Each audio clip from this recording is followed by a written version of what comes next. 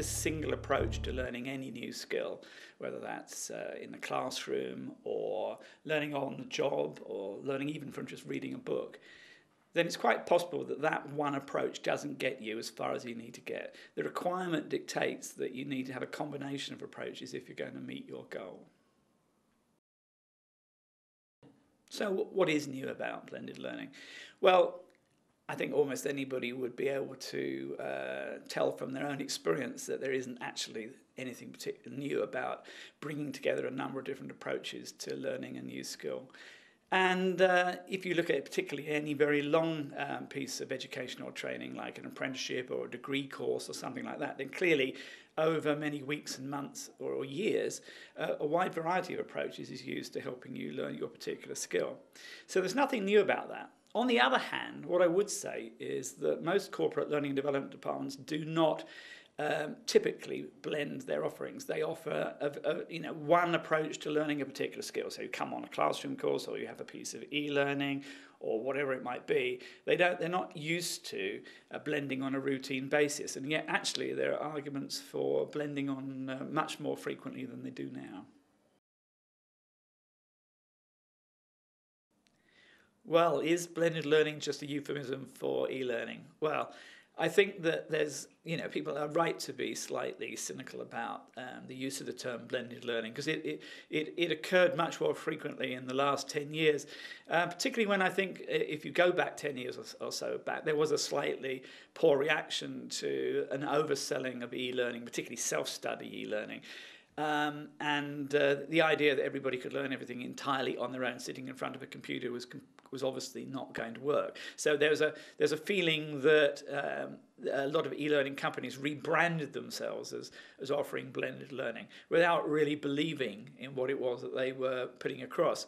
But I think if we can put that to one side, then I think we can say that, in fact, blended learning has got nothing particularly to do with e-learning. In fact, a blend may include no e-learning at all.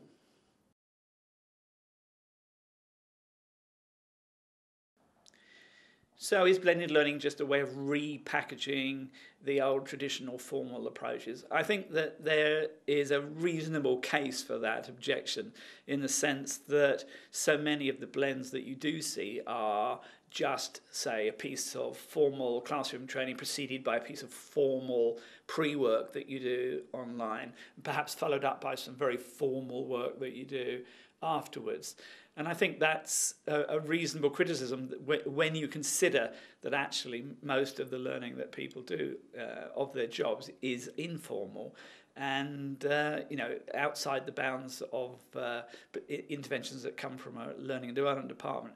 I think the promising thing about blended learning is it can cross the bridge between formal and informal learning. When it's designed properly, it designs so that the continuation of the learning and the skill goes well beyond any formal elements into what happens on the job and how people collaborate with each other to learn on the job.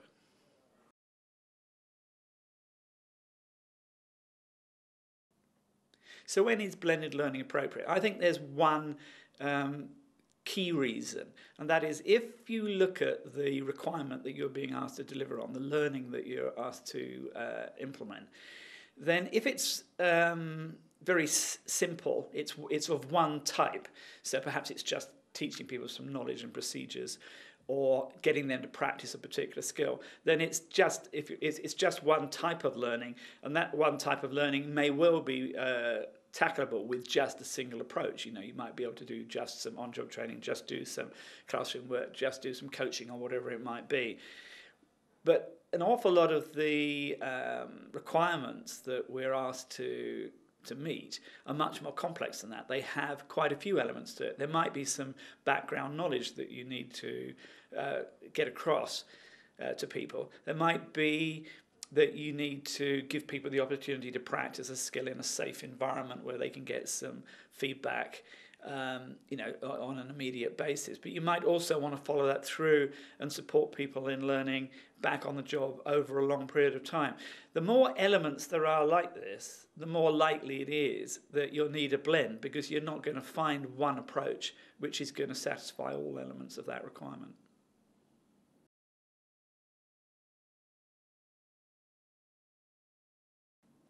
So would you always want to blend? I think the answer is very definitely no, because there is a little bit of a price to pay with blending, because if you have more than one element to a solution, it's obviously more complicated to implement than if you're just doing one thing.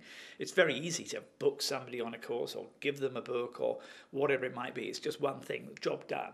If you've got a whole checklist of things that you need to put people through, then it's a lot more work for everybody involved, both in tracking and managing that process. So I think the answer is that you don't blend all the time. You blend when the requirement dictates that you blend. And that's typically going to be longer or more complex pieces of training where you're trying to develop skills and knowledge over time.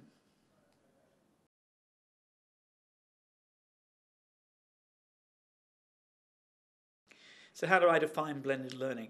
Well, there's no common agreement on what blended learning means. And if you were to look at the definition in the Wikipedia, you'd find a little bit of a mess of different approaches. I have a particular idea about what blended learning is. And I think it has two sides to it. On one side, it's mixing the context in which you learn. So sometimes you might be learning on your own, sometimes with one other person in a sort of coaching or instructional relationship, sometimes with a group of other people, with your peers. And I think when you mix those within a single intervention, then I think you can call that blending.